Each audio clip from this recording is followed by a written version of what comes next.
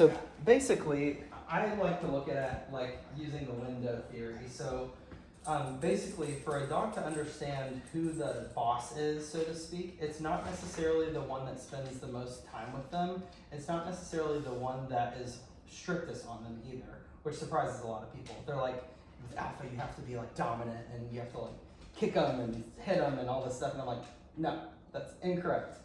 Alpha is going, okay, I know what time it is. Is it time to be free? Is it time to play? Is it time to work? Or is it time to rest? Right? So the alpha knows what time it is, and they tell the dog effectively what time it is. Does that make sense? Like boundaries.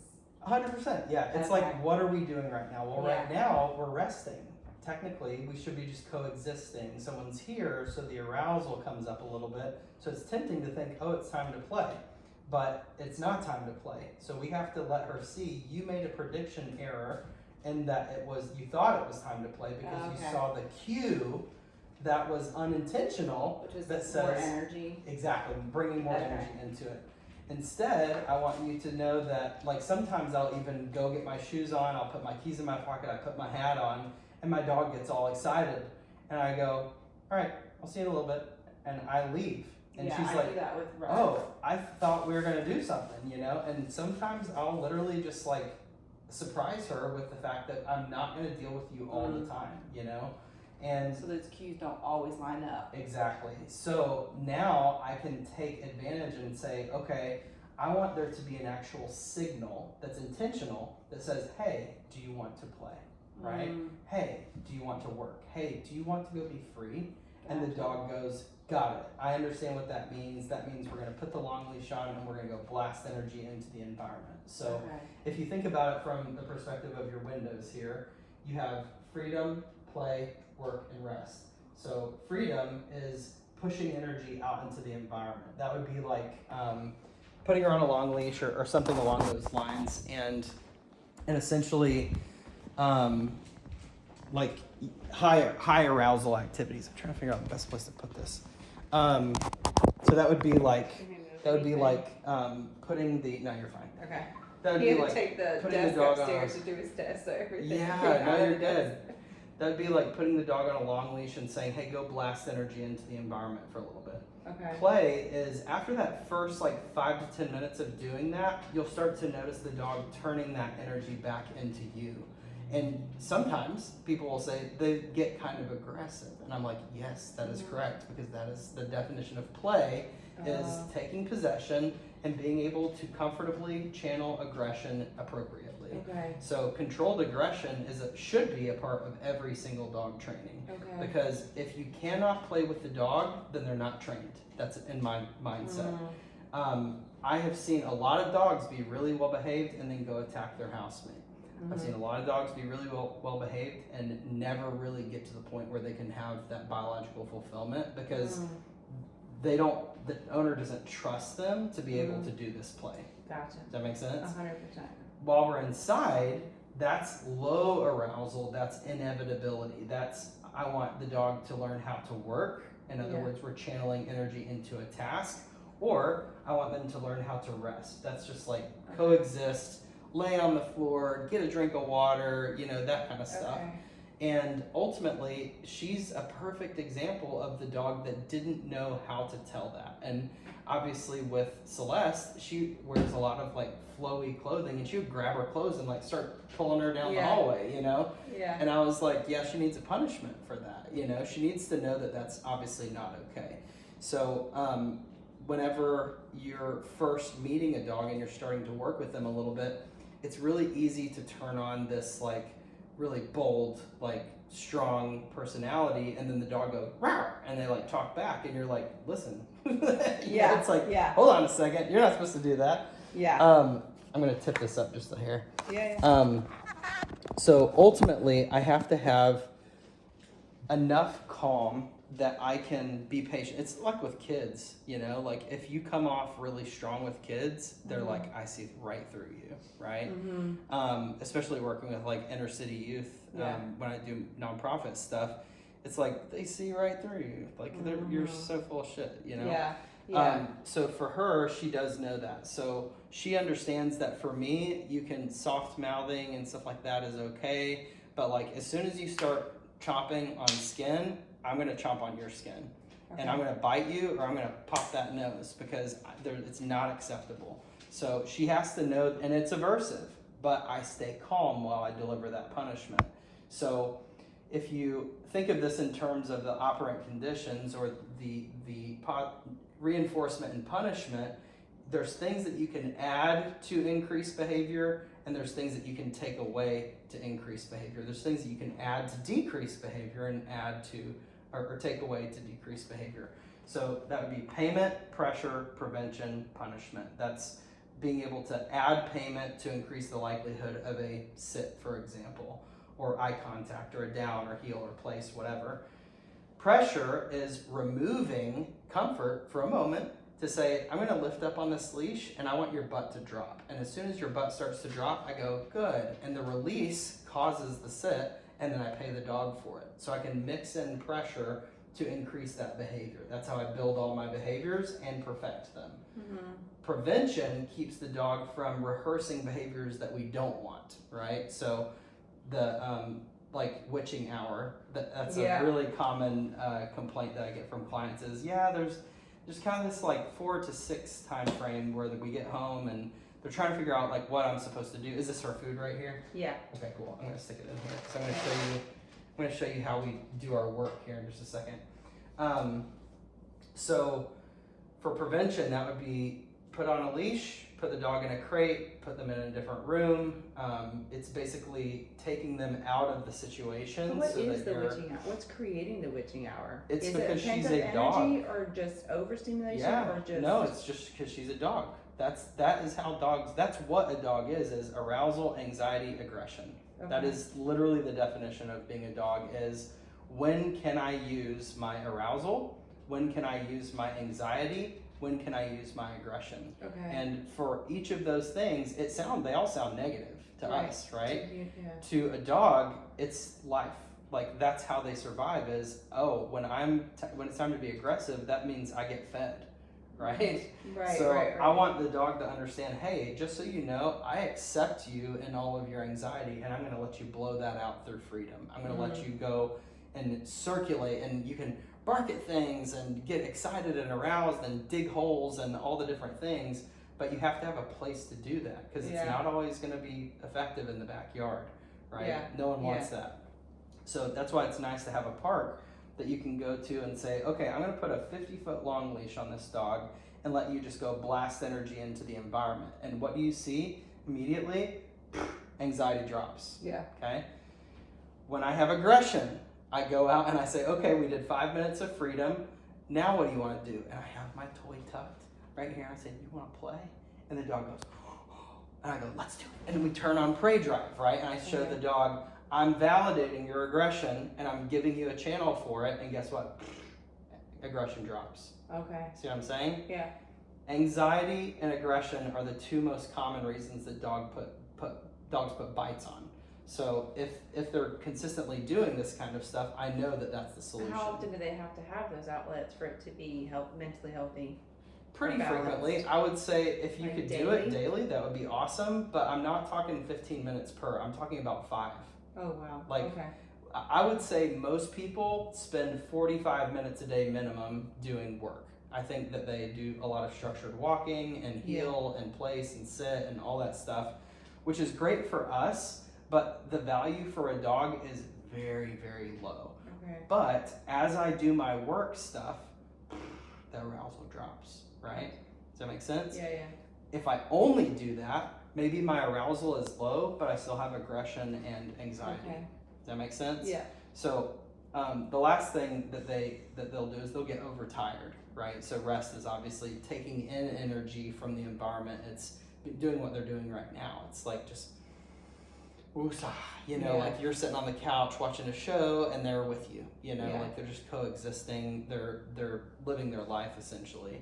That is 90% of the time, right? Or more, probably 98% of the time. Okay. The other 15 minutes of the day, sets you up for this. Gotcha. And this is what she's incapable of doing right now. So Yeah. it's funny to see how I'll have clients that go, oh, they heal great, they're amazing with their obedience and all this stuff, Yeah. but they have this time during the night where they get really worked up, and I put them in the crate and they just bark and bark and bark and bark. And I said, okay, when was the last time this dog ran off the leash at full speed with no rules? Mm-hmm.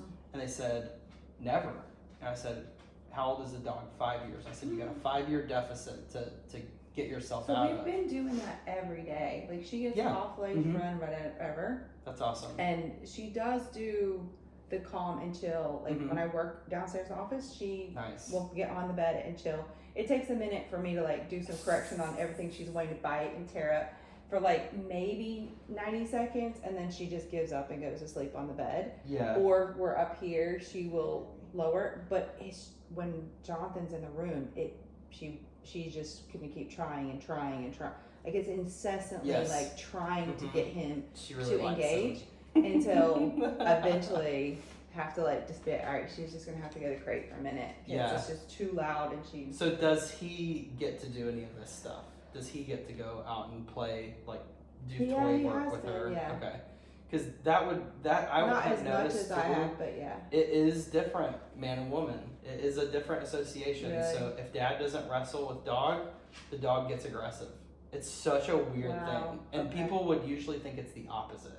Okay. You probably have even heard people say, don't tug with the dog, it'll make him aggressive, or don't wrestle with him, it'll make him aggressive. Yeah. And I'm like, that's not really my experience. I've found that if the male in the household or male figure in the household validates the dog's aggression, then the dog actually has a channel for that, and they know where that's appropriate, so they don't become I aggressive. think her aggression looks different than Red's. Like we know Mhm. what his is, and we trust him. Like Jonathan plays tug of war with him. Yeah. He's had shoulder issues, so it's not as frequent. But the Mhm. two of them actually tug of war very well Okay. together. So let's talk And I was about that. Curious. So Yeah. other dogs doing this puts the other dog as the alpha.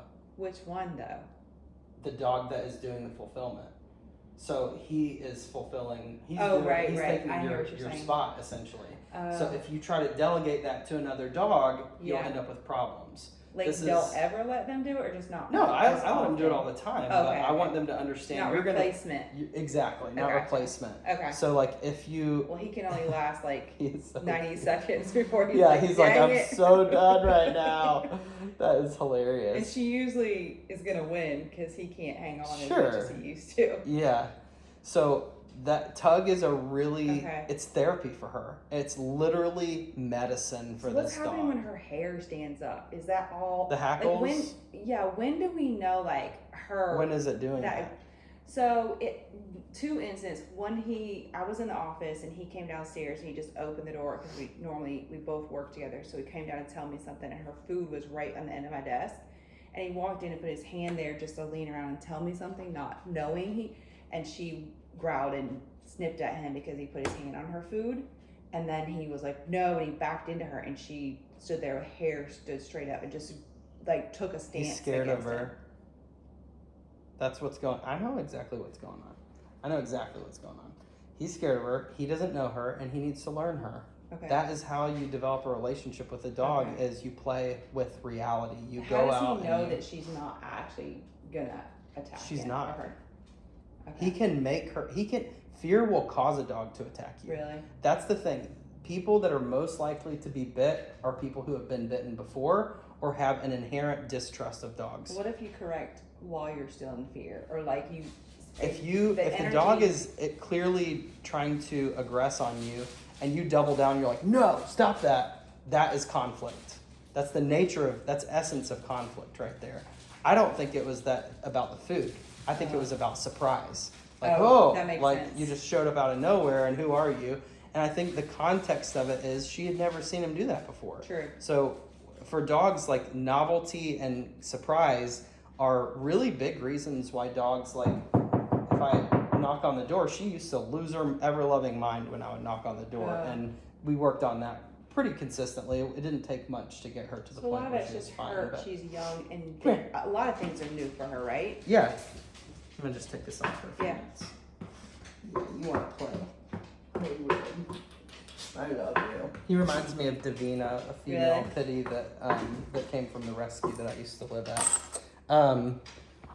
So yeah, that's interesting. I think probably a lot of that specific situation was because he doesn't really know her that well, and it's like she's had a, you know, pretty awesome life actually. She went from living on the streets of East Nashville to living at a cabin in the woods, and getting basically all the freedom she wanted to, which is really awesome. Honestly, it's like not having to have her on a leash constantly is very valuable.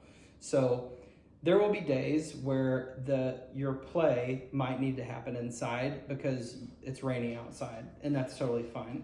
There will be days where your freedom might look more like, hey, let's walk through Home Depot, right? And let you sniff some stuff, and you know, probably not in the pesticide. Oh, good. Oh gosh, yeah, you're so silly. I love his calm is honestly really amazing, and I think it's what. Did you meet her other dog, Bambi? Yeah. So Bambi is like kind of high strung, and she carries a lot of like tension. So it's funny to see how his energy is like so calm compared to her, and it's good for her. Like I was can hoping tell that. she's That's just the like, whole point. I don't really want the work of a second dog yet, but Sure. he's getting older faster. Yeah. Because he's been around all dogs, and moving here is the first time he's been an only dog, and you could just see he's just kind of like. And then him and I will just sit and stay in depressed state for days. Yeah. And so we're like both like, okay, we need another dog to like shift this energy. Sure. But I was hoping that he would still be young enough to make an effect on the dog, which is what I think is happening. Him and she does that bark in his face. She tries to get him out of. He just ignores her and doesn't even get engaged. So notice when I go down to pay her for retrieving, I pet the dog first. Okay. So when I sent that away, I used her release word break, and I sent her away from me, and then good girl, good, and then I give her good, and we start slowly tugging. Red, come here. Good girl. Let it be. Good girl. And I want to keep this alive, and I want growling. There we go. I need that growling. Good. Thank you. This is the only place she gets to do it, right?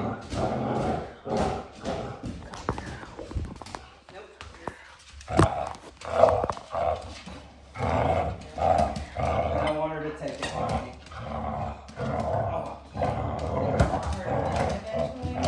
Yeah, like every couple minutes.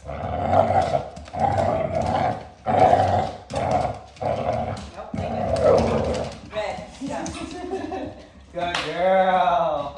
Nice job. Yes. Good girl, mama. Good. And she sticks around because she wants you to turn it back alive again. Good. Oh. Oh.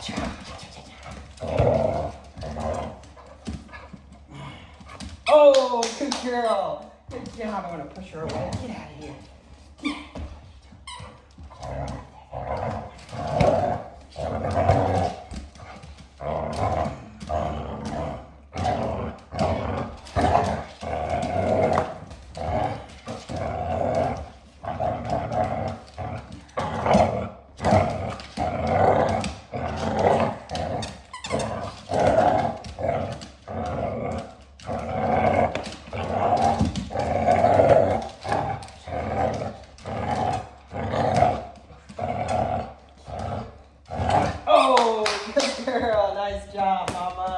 Good girl. Notice the possession is so high. I'm pushing her around.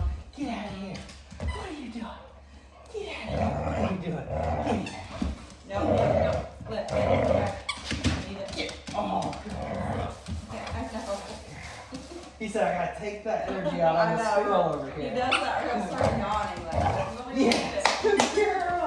Good job, mama. Good girl. Her hair is getting up a little bit, like not a lot. Like, it's just her. It's just getting out. Yes, this is excellent. Her hackles are actually not up at all right now. It's just the way that I'm holding her neck. All right, at the very end of the session, you're going to slowly start to decrease the arousal. Good.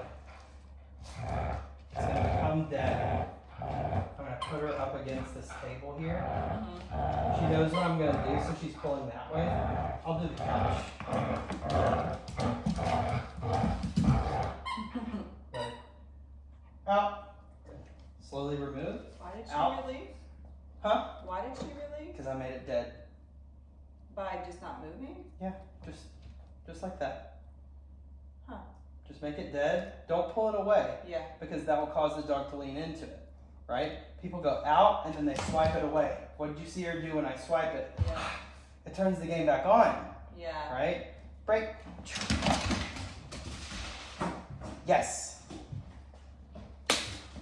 So you're saying yes because you're rewarding her for turning back. What did she? What Exactly. was the yes for? The yes was for her picking that up, and it says you get paid on me. So that's the yo-yo game in effect. Yeah. Okay. I've been So doing that with her. that's awesome. That's amazing. You can tell she understands it all. Okay. So I'm gonna say break.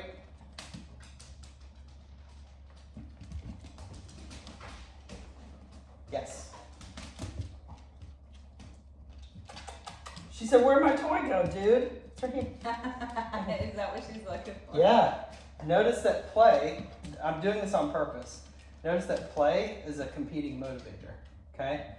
Food will never, ever, ever, ever, ever be able to compete with freedom and play. Oh. That's why I'm showing you this, okay? Okay. So, break. Boom. Immediate arousal back again. Yes. Good girl. She pulls space back, pushes back into my space. I pay her for retrieving. Oh, no, okay, come. He can play. You okay? I don't mind. Good. You have to learn boundaries with You them. like seeing me, bro? Yeah, you like it.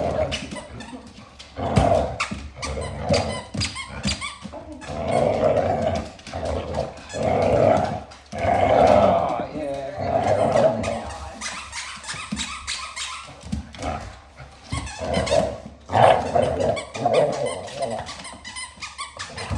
She's a psycho for it. I love it. Good. And then at the end, slowly slow down here.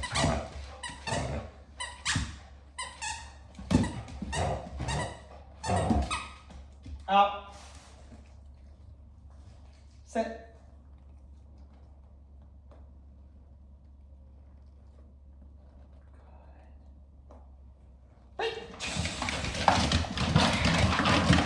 Good boy, good. Like the other There you day. go.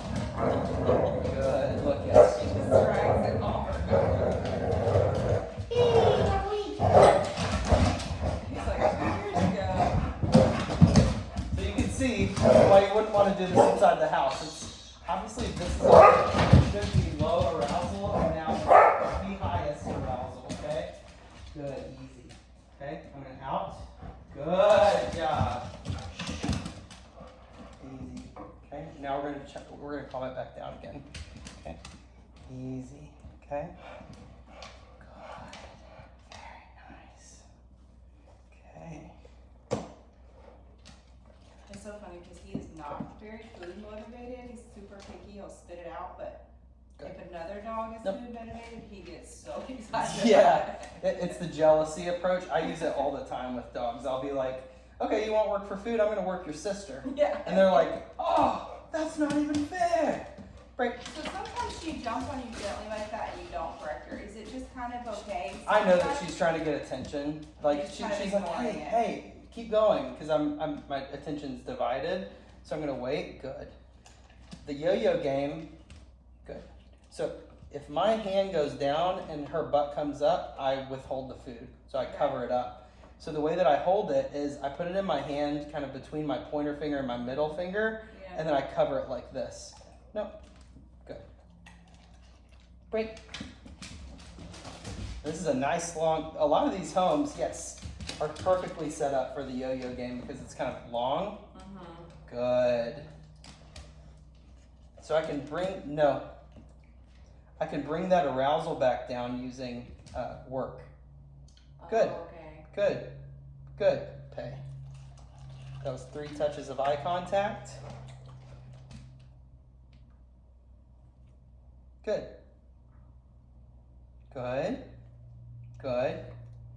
Good. Good. No. Break. They're back here. Sorry.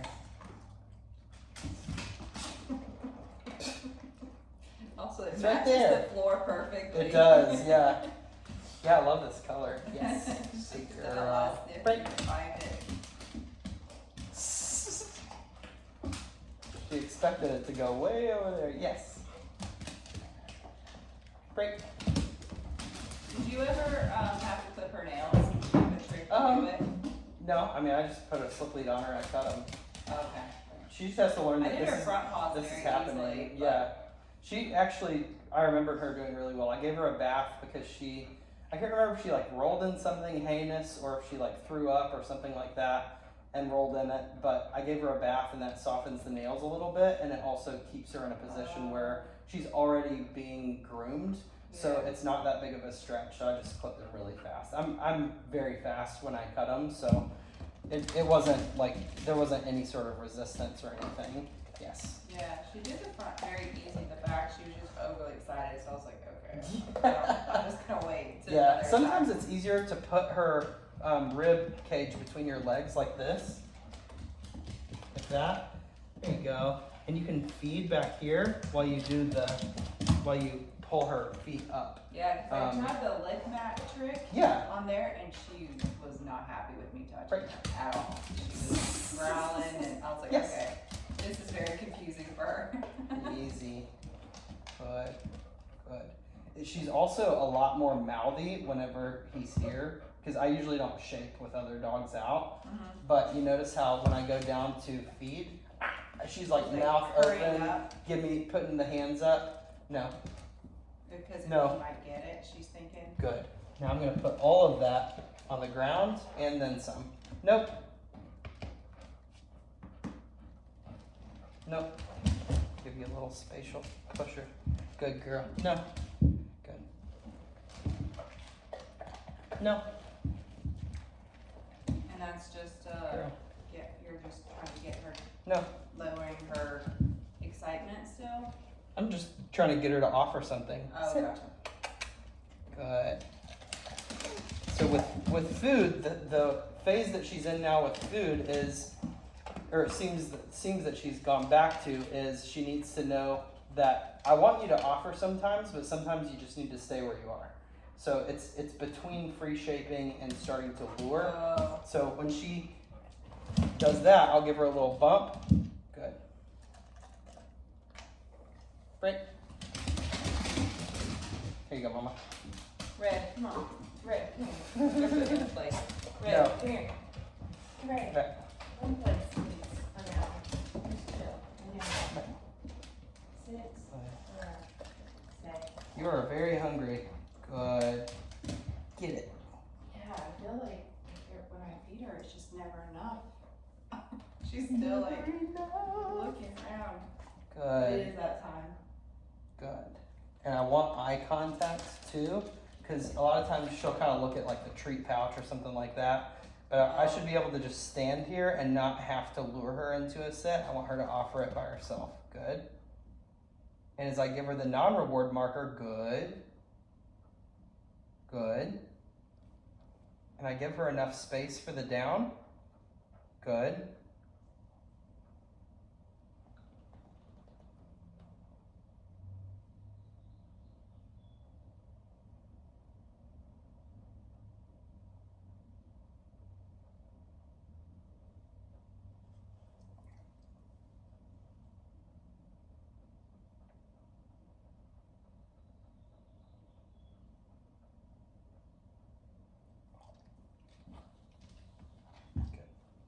No.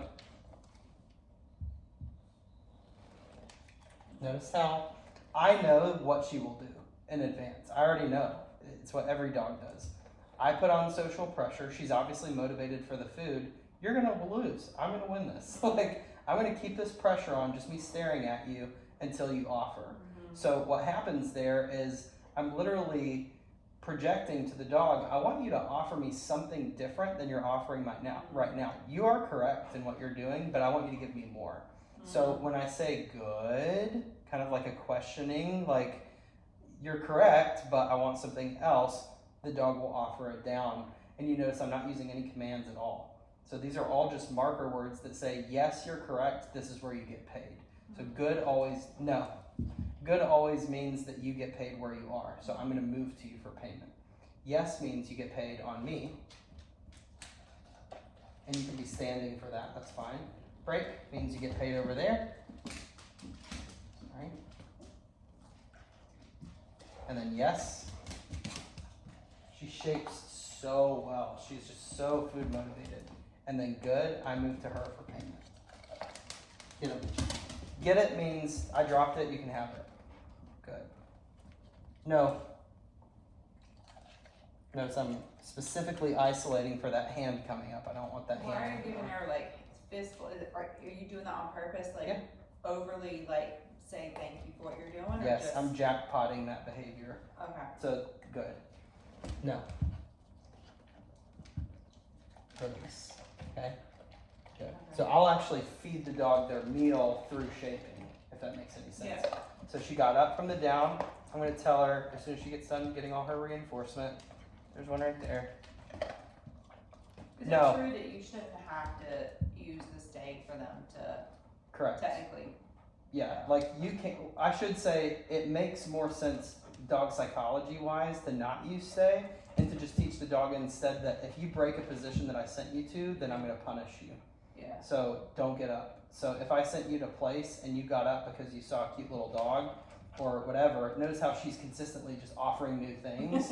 That's not bad. It's that level of offering that she's at, but that's what I'm saying is that's the phase that she's in right now with positional obedience with food training, is that she's still offering, and she needs to just learn to be still. So does that make sense? Yeah, yeah. No.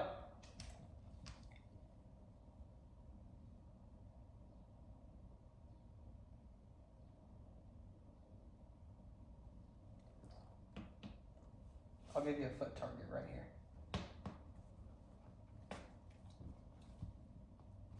She's like, so I'll give you half a butt. Good. Good. And if I start to bend down and she gets up, I'm going to come right back up.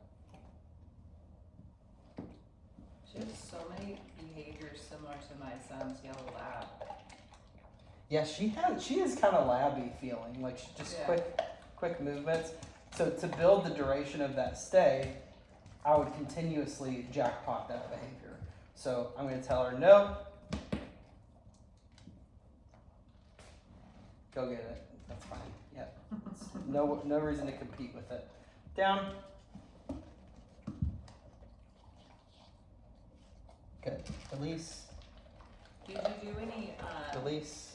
like social work with her? Like, Yeah. Can she like be in place or chill and sit when you're like out somewhere? Yeah, like I would take her to like patio restaurants and stuff all Really? the time. She went to Viking Pizza Company with me.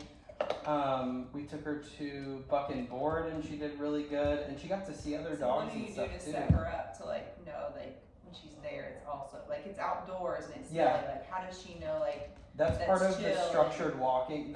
That's part of the structured socialization format, which I can show you really fast. It's not hard at all. It's super simple. But this is the foundation for that because one of the things that I teach is when we come to a stop, you automatically offer me a sit and you do not get up. Gotcha. So if I come to a stop on a walk, butts on the ground immediately. And then I look down, I say good job, pay the dog, and then sometimes I don't. Sometimes I just ignore it because my goal eventually is to fade out every single bit of leash pressure, commands, luring, markers, corrections, to where she's offering everything to me automatically. Okay, I know that you want to work some more. Lay down.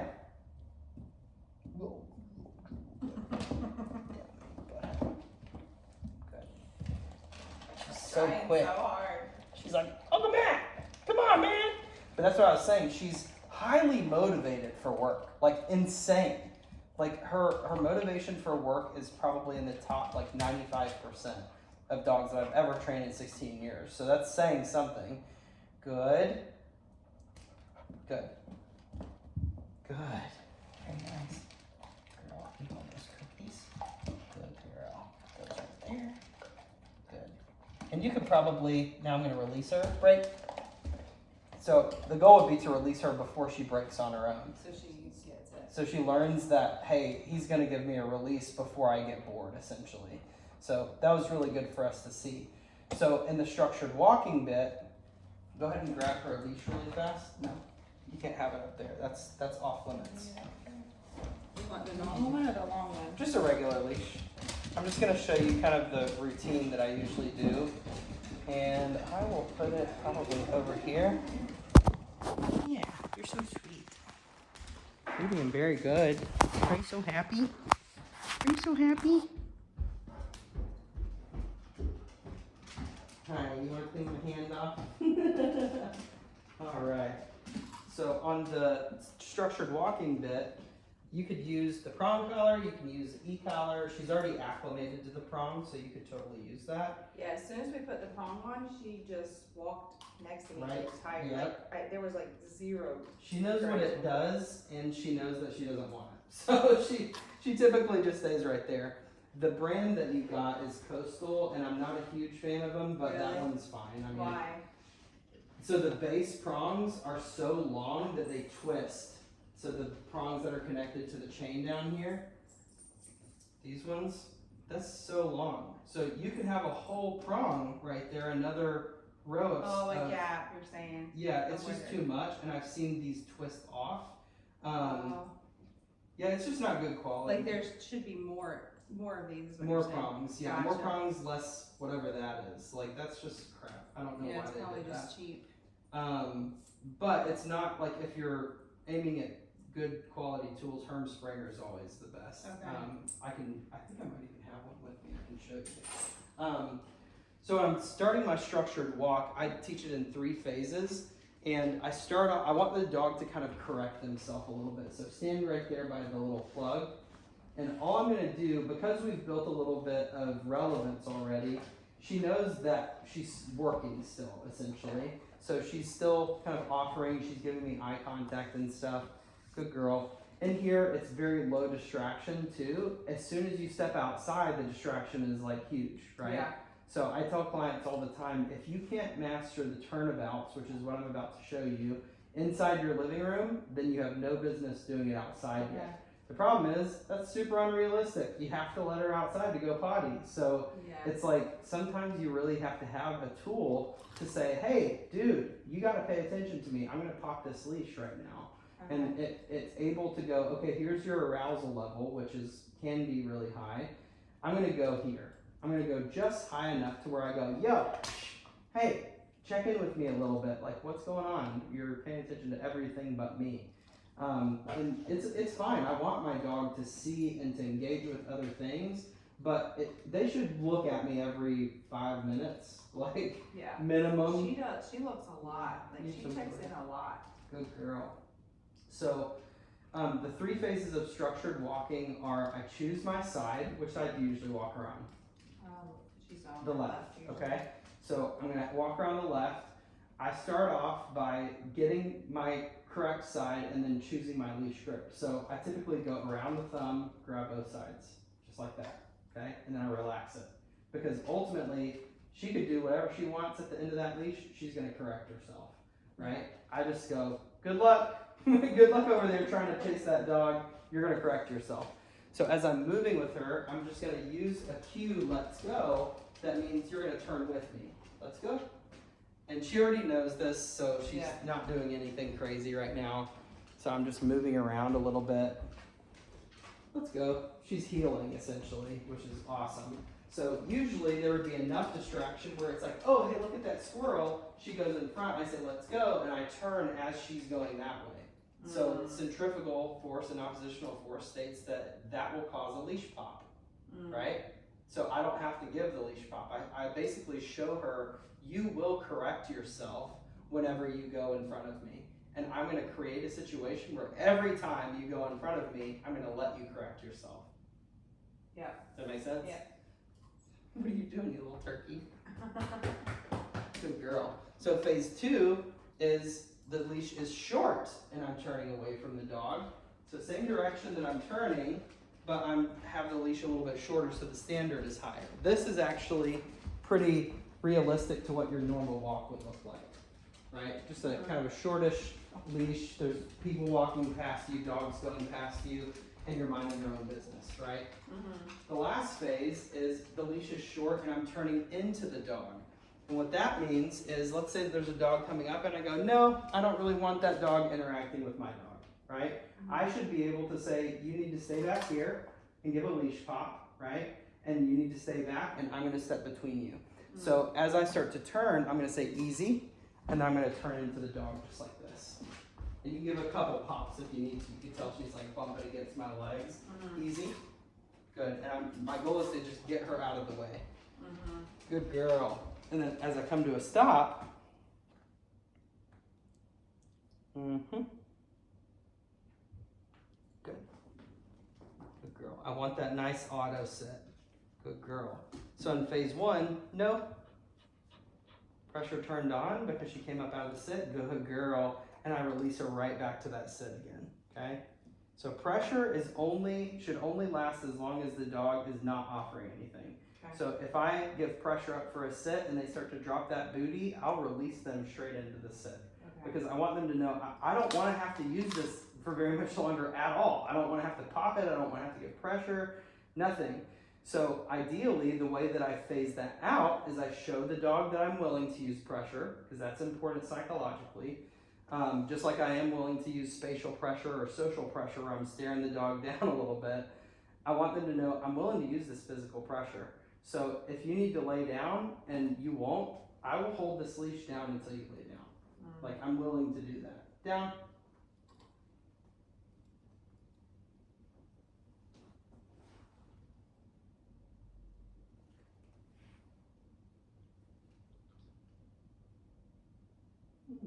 How do I do this? Wagging the tail. She's getting into the creative brain a little bit. Yeah, is she just thinking or is she actually being stubborn? Yeah, she's thinking. She's trying to figure out, what do I do here? And I'll help her a little. Good. I'm just going to say, relax this right here. She's going to panic a little here. Tail's wagging submissively. This right here is what you need to relax. Okay. I'm going to let you figure it out. Okay. Only comfortable position that I know that I could be in this state right now is to lay down. So I'm just going to lay down. Good. Very nice. Okay. No.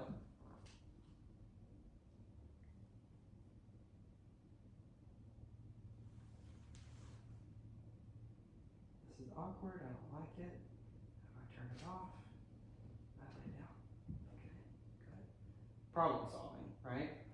If I have a client that's not willing to use pressure for these things, the dog will be weak. They will encounter something where they have to have pressure put on them and they freak out and they express their anal glands everywhere and pee and poop because they're being vetted or they're trying to give them a vaccine or whatever. That's really bad. So if I can do some of this stuff, it'll create I know why they're putting me under pressure is to get me to do something. I'm going to go ahead and offer that, and then I release that pressure to the dog. Look at the smile that I'm getting, the confirmation tail wags that I'm getting. She knows exactly what I just did. So when her arousal is super high, one of the best ways to get her to chill is stand on the leash. You literally make it completely impossible to stand up comfortably.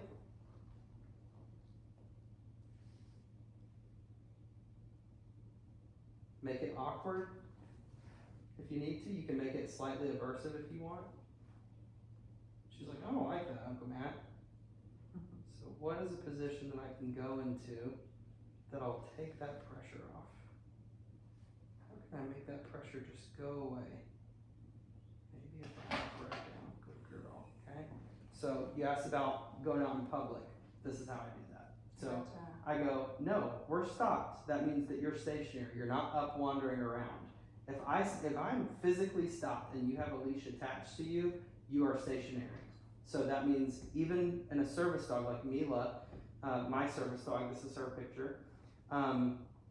Mila never wears a leash. She almost never wears an e-collar either. So when we go to a public restaurant, she goes straight under the table and she immediately lays down because we've done it so many times. The way that started was we started with the leash, and then So you wouldn't be using food as a like a At all. motivator right now Not at all. in those situations? Yep. It's just Pressure and release the release. pressure. Yep, Gotcha. you got it.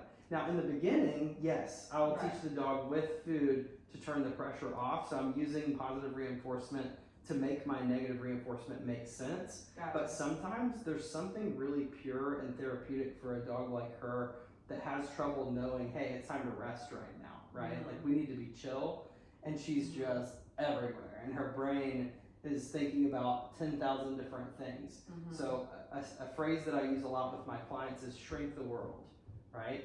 It's Mhm. too much for the dog. So how can I shrink the world down right now and just get them to go, okay, I gotta simplify everything. It's like when an autistic kid is having, I'm on the spectrum, so I can say this with a lot of certainty.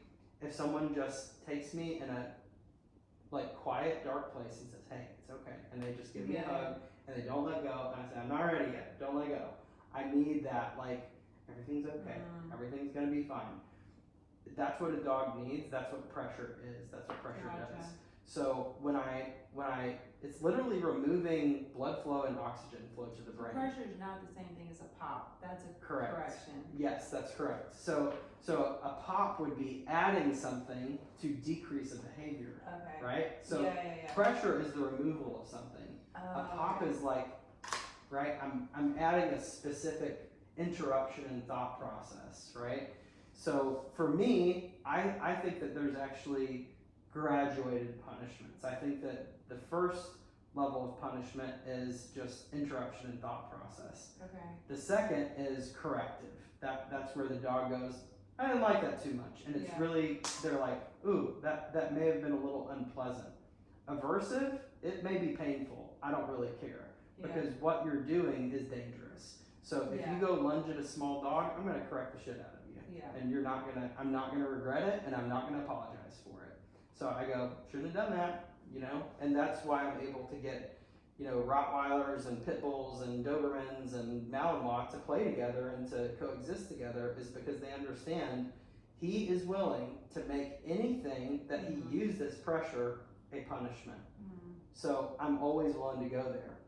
So when I drop this leash, I teach the dog that, hey, I trust that you will stay there, and as you continue to validate that trust, I'm going to come back in and I will pay you for that. So that is called proofing. And in proofing, I'm trying to make the behavior that she's offering stronger. So at the furthest distance that I'm proofing for, I want, let's say, 15 seconds worth of solid eye contact. I'm going to mark her with good, because I'm going to come into her space to pay her, and then I'm going to go put that food right between her feet. So good is when you're going in her space, and then Bingo. YES is when she's coming to you. You got it. Okay. You see why I do that? Yeah. Because a yes is a terminal marker. Too when you're saying 100%. Yeah. Good is like good. And then I'm moving. I say the word and then I move for payment, and that's going to go right here on the floor, and then I'm going to immediately walk away. Okay? And then yes should bring her into my space. So once I get some eye contact here, and I'll proof this using the place command, because she knows place. Have y'all been working with place? So place is a really good one for getting a dog to kind of respect your space a little bit, because she shouldn't be just I do it in the office when I'm working. That's awesome. And then eventually she goes to sleep. Yes, she's very good at resting. Good girl, very nice. Good job. So for me, the reason I love place so much is not because it's good for the dog, it's actually better for the owner. Because it gives you the ability to kind of create some spaciousness, and yes, technically it's work, but it's work that segues very nicely into rest, right? And then the second reason is I can tell that the client understands the marker words. So for example, when they say place and they go to lead, it also tells me if they understand pressure. It tells me if they understand not to repeat their commands. So sometimes I'll just tell a client at a distance, like in Canada or Australia or Sweden, hey, send me a video of you working place. So they send me a video, they're going place, place, place, place, place, place, and they're just like dragging the dog onto the placemat, and I'm like, okay, stop. Stop doing this. This is ugly. If I can get the dog to the point where they're a willing participant in the learning process, I should not have to coerce them like that, right? Yeah. I shouldn't have to say it 1,000 times either. But what I see a lot happening is people will say sit, and the dog doesn't sit, so they say sit, and they still don't sit, so they say sit again. And I'm like, bro, the dog does not know that they must sit. They need to know that there's a sense of urgency to this. It's mandatory. Mm-hmm. So if they don't sit, then there can at some point be a punishment. But if it's not strong enough that they're going bam right into the sit, in my dog trainer brain, they do not know the command. So take out the command for the next 6 days or whatever, 3-4 days, and work on free shaping sit. If you're standing there with food and the dog's food motivated, they're gonna go bam right into a sit, first thing, without you asking anything. Once they really love doing it, that's when I start to word associate. I don't always stick by that. Sometimes I'll use pressure instead, because a lot of sketchy, insecure dogs, you have to make them go into a sit the first time. With her, she's readily offers everything. So, good girl, very nice. And notice that I don't have to keep telling her stay, stay, stay over and over again, or this whole performance. It's like, no, you're gonna stay there until I release you. If you get up, I'm gonna say what? No. Correct. And then I'm gonna come in and give you a leash pop, right? Because that's gonna be something that she's gonna remember in 10 reps. Oh, I remember the last time that I got up prematurely, I got a leash pop, okay? So what that starts to demonstrate is she understands this exercise as a exertion of different types of pressure, okay? The first type of pressure is physical pressure. That's leash and me putting my hands on her body, okay? That's physically intervening in some way. The second type of pressure is spatial pressure. That's kind of the 4 to 6 feet space. That's where I am not touching the leash, but I do have access to it still. I can use my feet to institute that as well. So if she gets up right now, I could say no, and I start to step back towards her. She goes right back into the down. Does that make sense? Mm-hmm. So she understands physical. Now she understands spatial. What's after that? What's 8 feet away? That's social, okay? So if I start to, let's say I have her in place, you're making dinner, I go and wash my hands or something, and she gets up.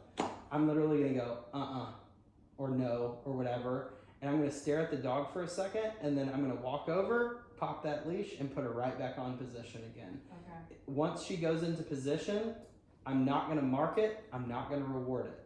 Okay. Because she broke it, right? Right. So it's not fun. It's really not, and I keep telling clients, like, if this is your only form of work, that you're gonna hate it, she's gonna hate it, it's not fun. But it does teach the dog to start practicing some acceptance inside the home. Yeah. So 5 minutes a day, totally Especially fine. we have nieces and nephews. Place has always been important for me to know, the dogs can exist when the kids are doing their thing and the kids need space. Mm-hmm. So that's what we've always used to. And have the kids respect the dog space too. Yeah. As Red gets older, maybe he loses some vision or whatever, and they come and step on his tail, and he's like, that hurt, right? Yeah. And someone gets bit.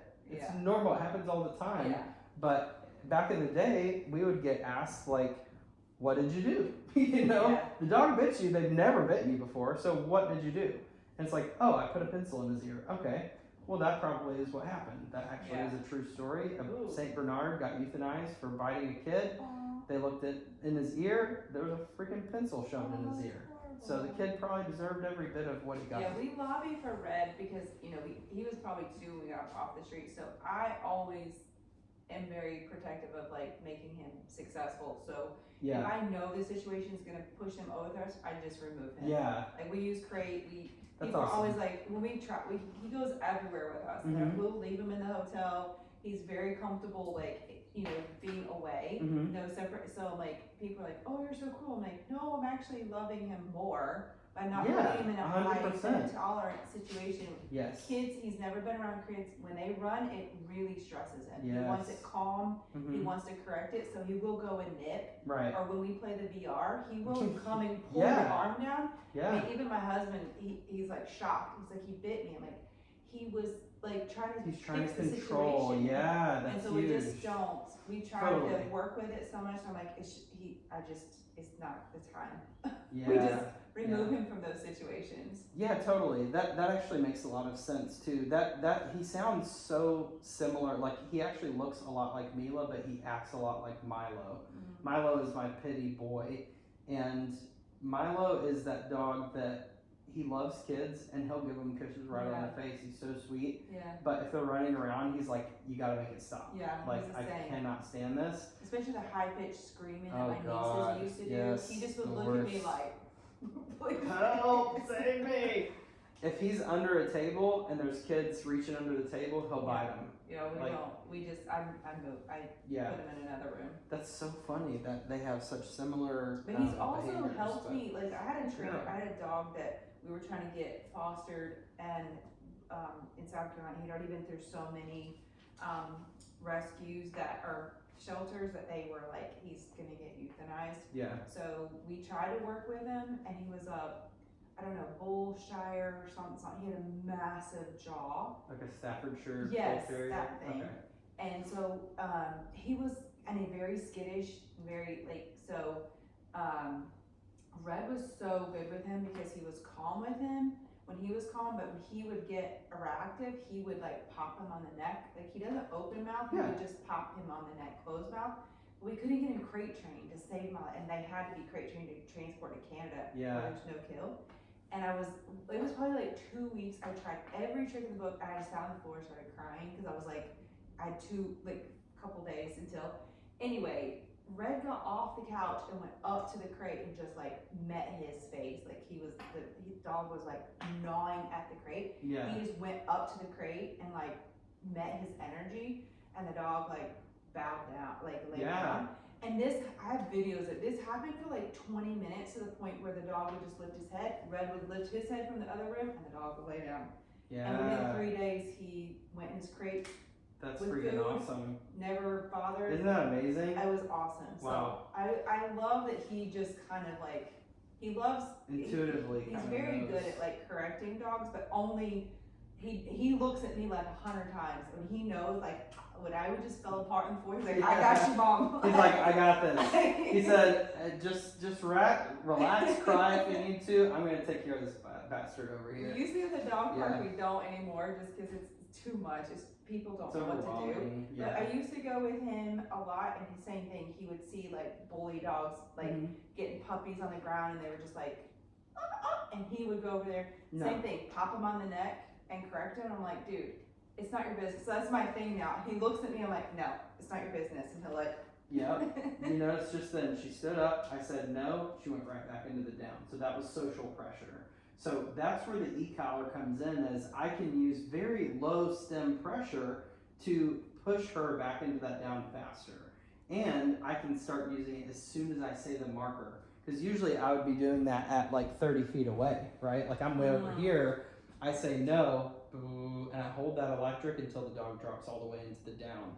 So the level that I would do that at would just be at baseline. That means the lowest level that the dog can feel. Celeste was telling me about her baseline, and I think it's gonna be way different on this because 12 or 13 I think is the highest on this. Okay, so this is a shock collar. Okay, so I on, can do all 3. Tone. I'm saying Oh. the electrical spectrum of this is probably starts aversive. Gotcha. So can I feel it really fast? Yeah. Oh, Because ideally, it may not be. I could be very wrong. I have been multiple times. I just had it this morning, and I'm bad about putting it in my yoga pants and then like carrying it everywhere. No. I can see. No. Alright, give me 1 second. It's downstairs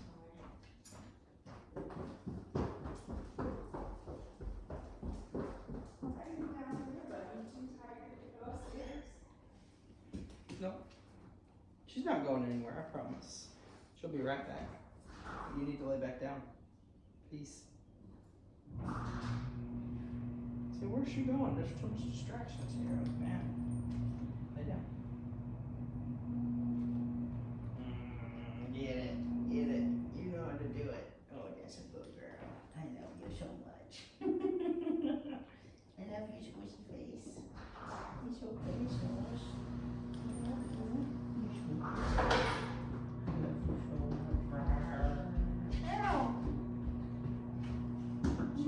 days downstairs. He must be exhausted. Yeah. Yeah, so I think, oh my God, he's got 18 is the highest. Okay. Red is like, he'll respond on 2 or 3, but he's very sensitive. Like Copper, Which one is the electric button? so this one, Okay. this is the beat, this is, oh, what does N mean? I don't feel anything here. No? Is it on? No. Yeah, it's on. Ooh. Okay. So that So- one, you hit that button? Yeah, that was the electric right there. So what This is is that doing. one? Oh, this is continuous. Oh, This right, is just right. Nick. So that's momentary, continuous, and then Yes. tone. All right.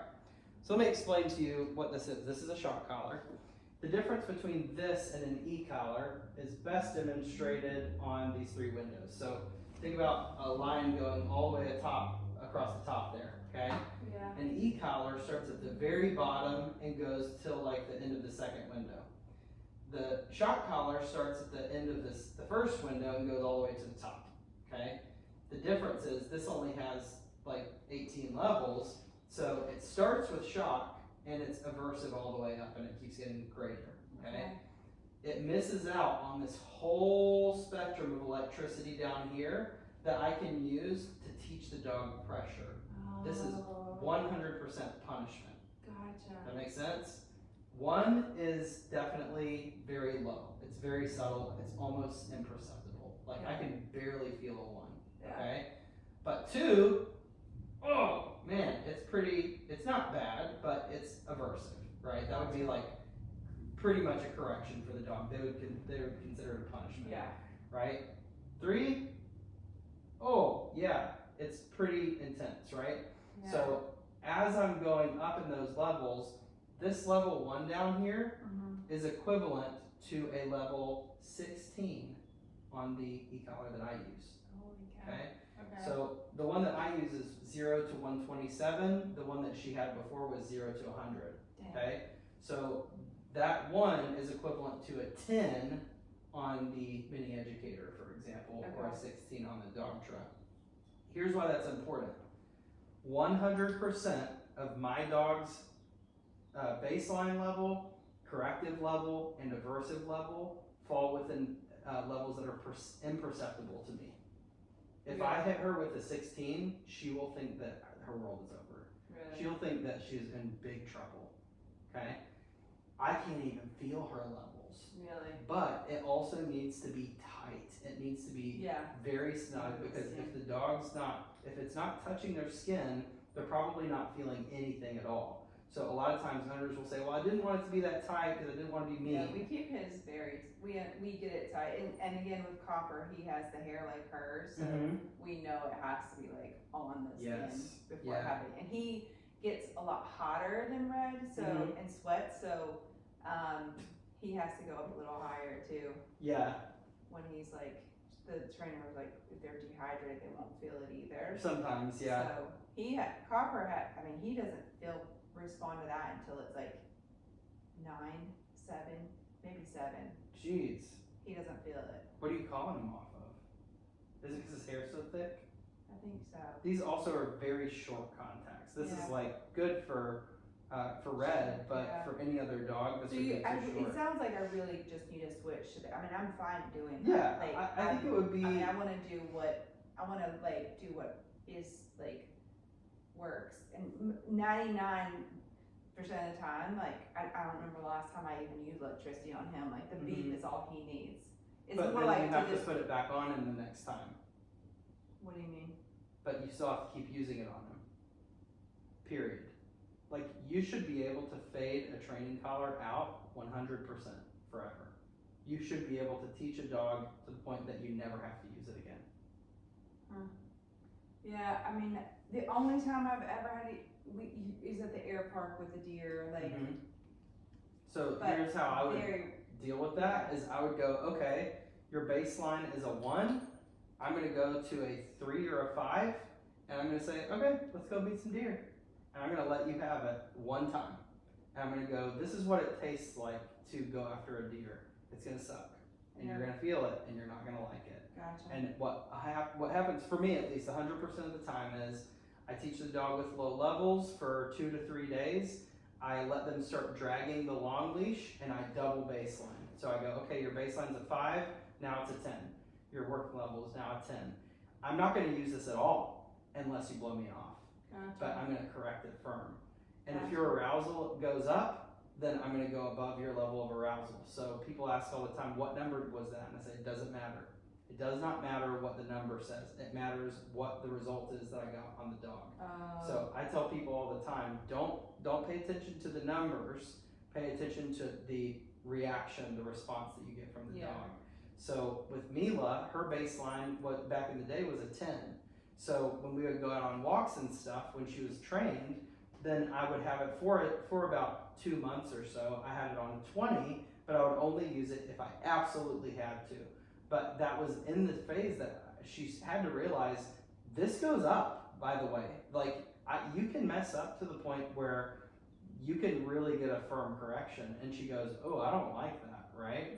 So then she goes, okay, now I know that Dad is willing to use this at a 10, but he's also willing to use it as a 20. I think that makes a lot of sense, because I think now that you're saying all that, I think the only reason we still use it is because of us. Like, we're still scared. Like, the reason we did the e-collar is he did take off and he got a hold of the cat. Yeah. And the cat didn't make it. Yeah. So it was traumatic for me. It was very adrenaline rushing for him. Yes. And that's why Cassidy, we have to do this for his, And so he's taken off and chased a deer twice. And I amped it up, it got him, and he came back.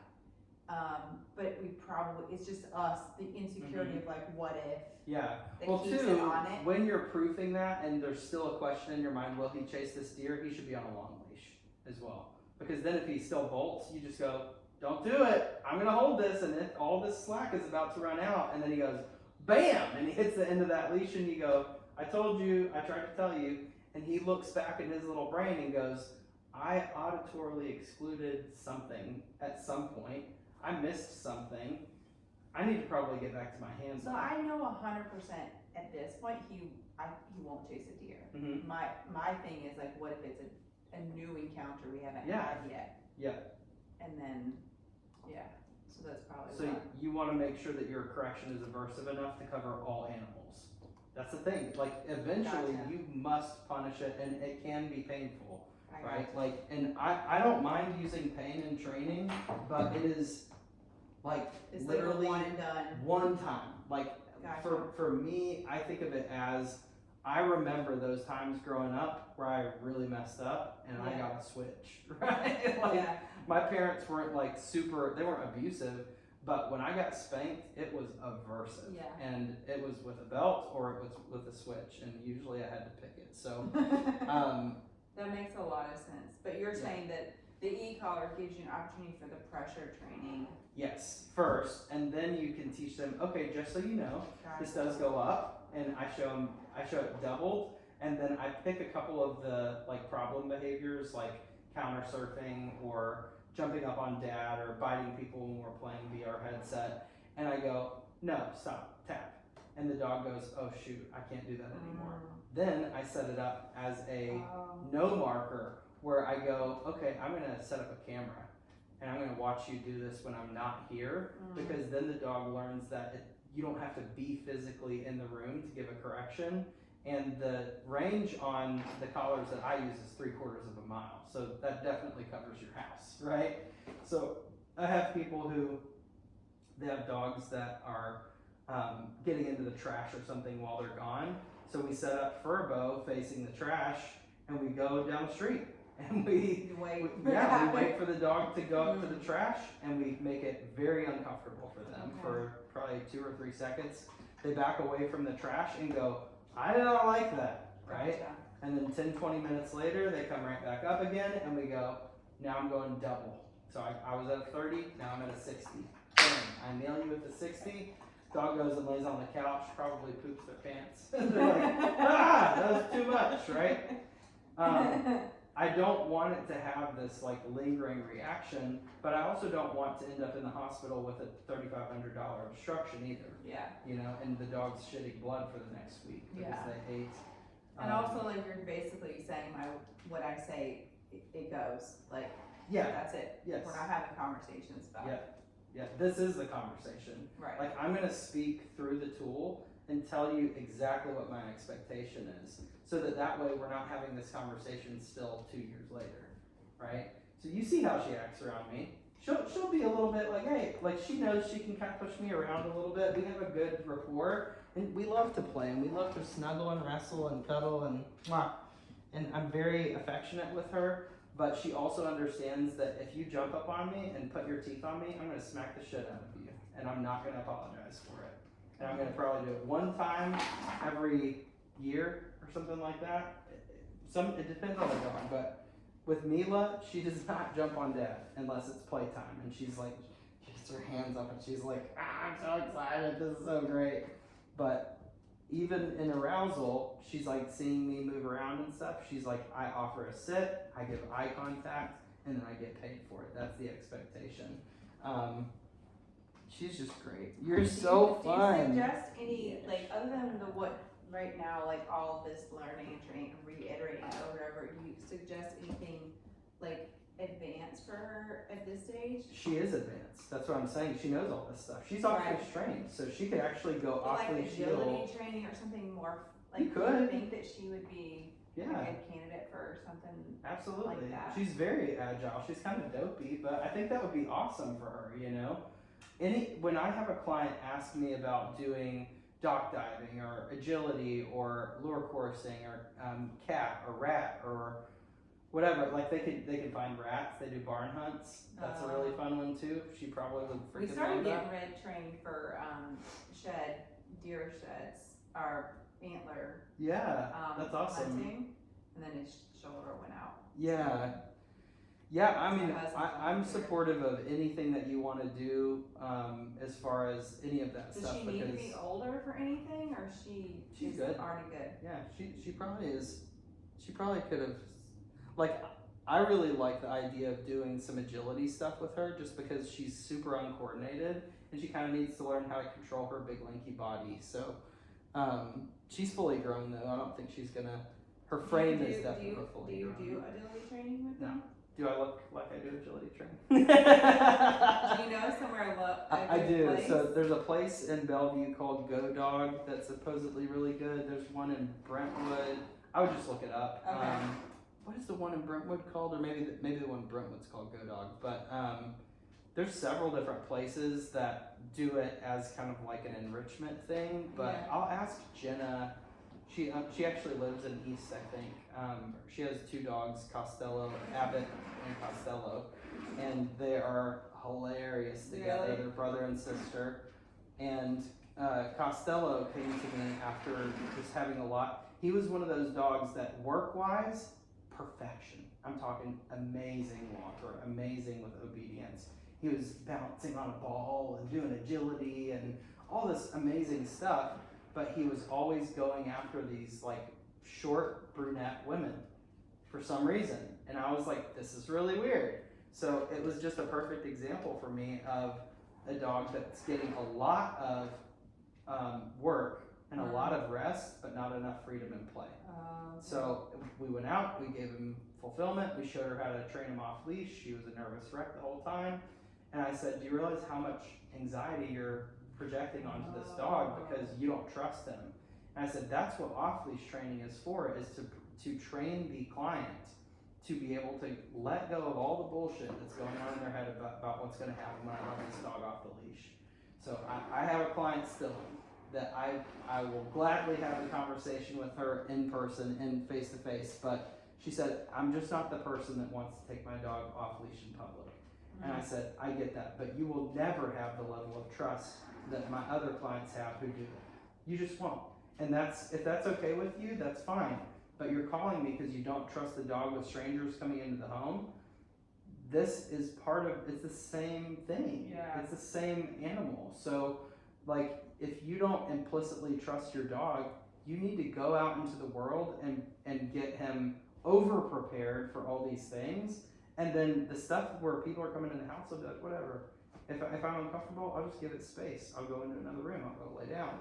I'm not gonna bite him, not gonna attack him, not gonna chase him out the door Right. like he was doing. Yeah. And so she goes, okay. And I said, so let's go to the park next time. So we met at the park.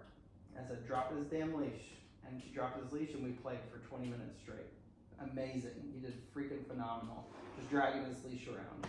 I said, take his leash off. And we did some e-collar work around. She was just like shaking. And I said, it's gonna be okay. And I said, I know that it is nerve-wracking, but this is part of the process of you overcoming this just natural distrust of the dog. And she said, well, what it is I had a dog that got hit by a car. And I was in a training session when it happened. And I said, that sucks. And I wish you would have told me that, because that's good for me to know, probably before we start training. But it's just one of those things, like you have to develop some implicit trust. That looks really good. So on your structured walk, as you start to do this stuff, so like the yo-yo game, the turnabouts, play, is all of throwing these ball different. like a good thing, or is it kind of like?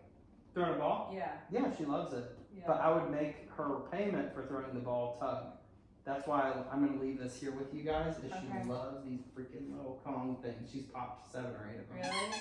But she loves And you that said little her squeaker. reward, meaning like she throws ball and then you do it immediately, or just after playtime then So- you do that? No, like after she fetches the ball to you, then you pet her, so she holds it, and you go, good girl, that was so good, what a good retrieve, and then you start tugging, right? Immediately The tug, okay. exactly, the tug is the payment for that iteration of throwing the ball. I got That it. makes sense?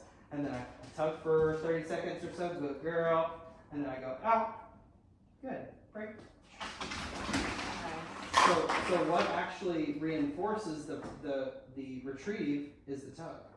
And she loves it. It's like her favorite thing ever. And I would say for like an owner not willing to play tug with this dog, I would tell them euthanize the dog.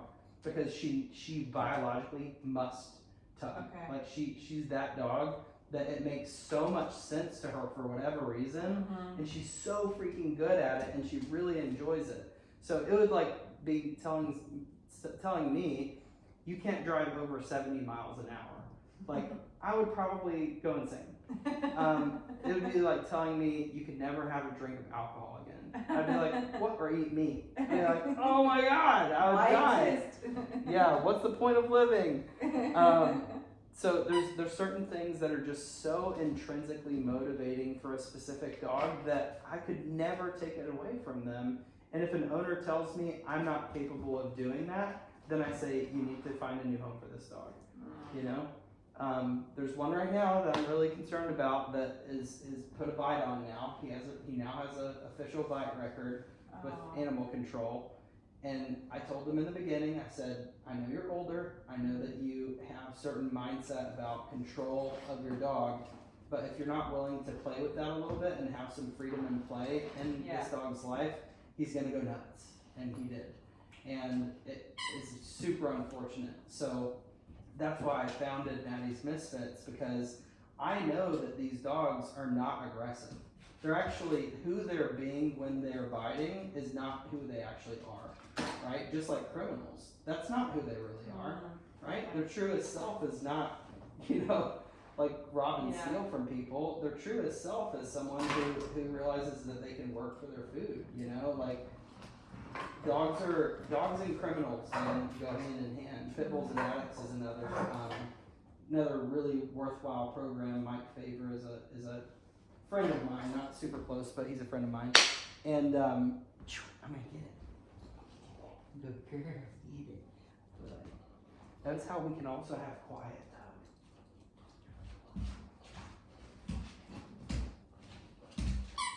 And I'm leading the energy a little bit. So when she's doing her witching hour, which is usually like for whatever reason, like between 8:30 and 9:30 for us lately, and like we've done everything, we've done all 4 quadrants that day. Is it just an indicator that she needs to go to bed? It might be. So how often do you guys get her out, like on the long leash? Every day. Okay. How long? Like 5 minutes?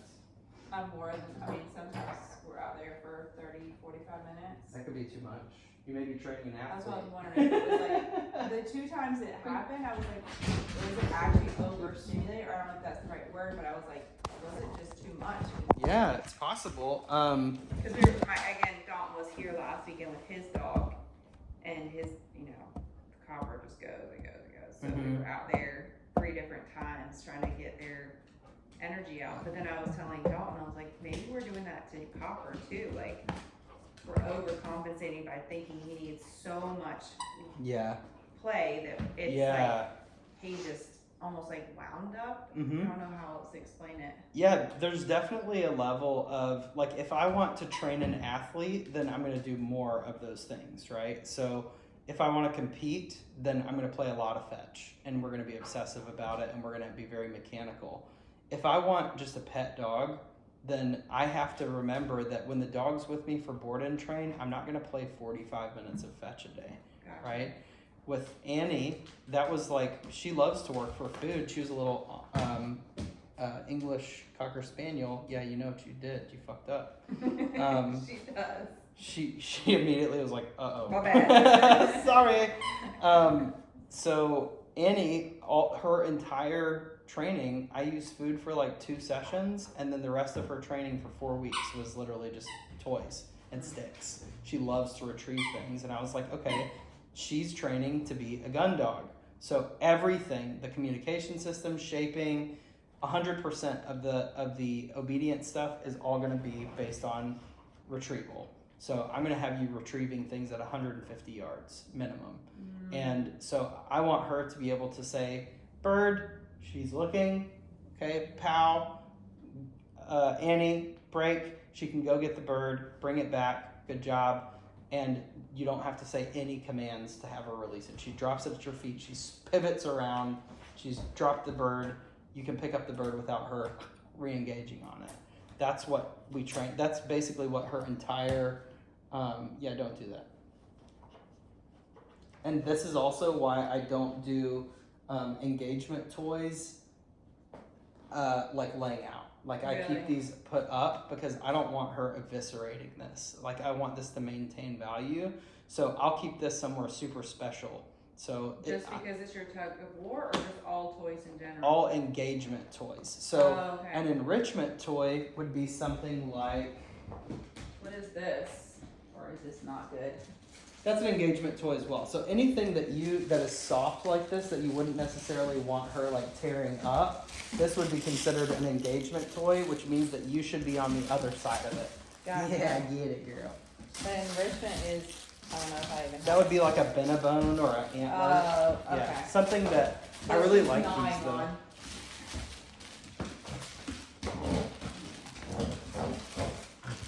So I was gonna order, but I want to ask you too, like, a few days, those chewy balls, you put like a frozen, like something inside of it to make her gnaw on it. Are those good ideas or no? I don't usually use them. A lot of the stuff that they tell you to put in them, notice that she knows the out really well. Yeah. Like, she was like going hard, and then I was like, no, we're done. Like, she's obsessed with his shoes, or anybody's shoes. Yeah. So we have, like, we're bad. Does she run when you tell her to drop it? When lately, the last couple of times when Jonathan told her to drop it, she did, but then she just stood there and barked and barked and barked at it. So she's basically saying, I want you to play with me, Dad.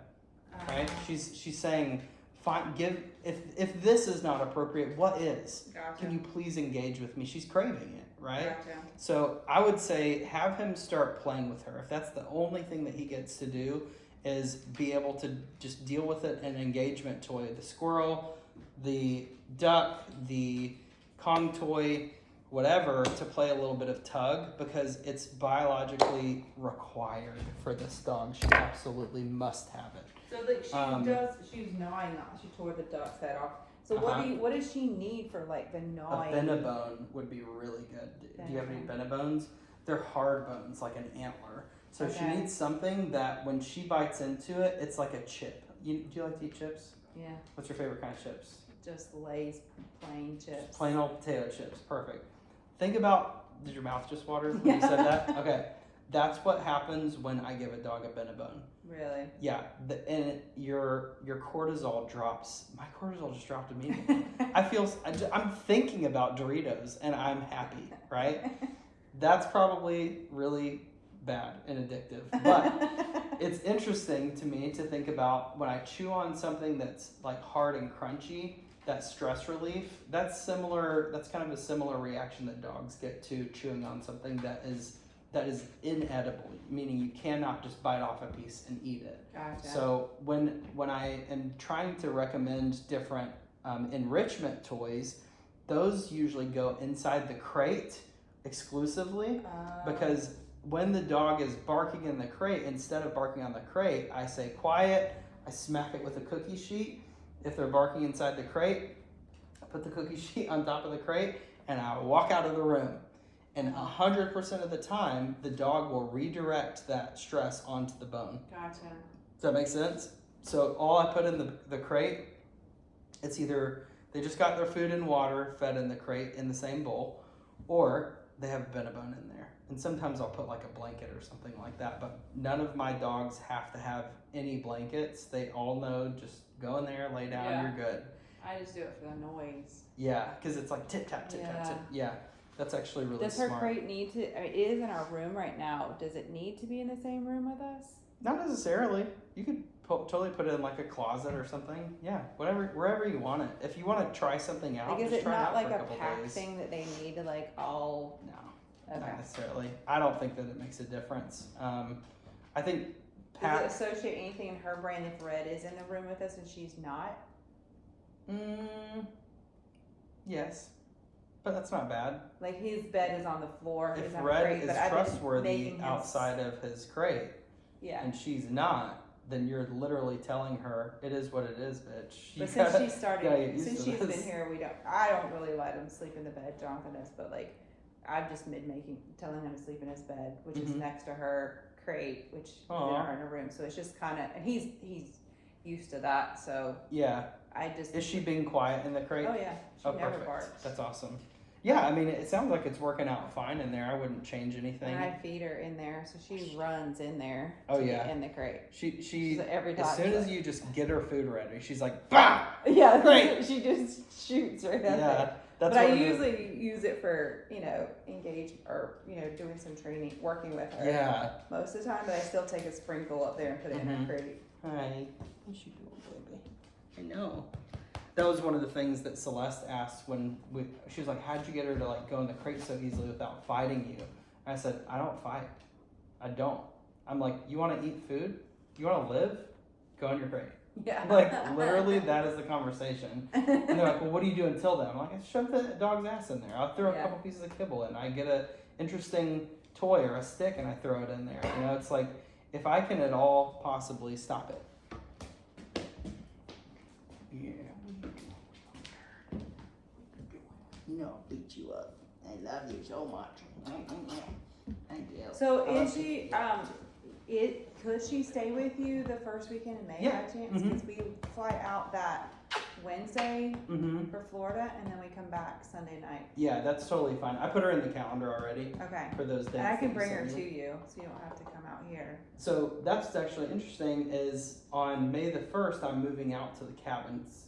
Fingers crossed, I think that's still the plan. Nice. I'm going to check with Celeste and make sure, but I'm going to help her get that cabin area ready for like doing retreats and Ayurvedic yoga nice. stuff. And so I'm really handy with tools and all that crap. So I'm going to help her like build out a couple different things and put in some walkways and stuff like that. And then I'm going to get a reduced rent for doing that Nice. work, obviously. It's so cool up there. Yeah, I love it. It's my so dogs peaceful. also just were like, this is amazing. Like there's something about you drop reception and you just go, oh, this is 100%. literally just a piece of plastic. You can now. literally just feel like Yeah, the world fall behind you. it's amazing. Yeah. It's good. So I spent a month out there in February, I think. It was, she went to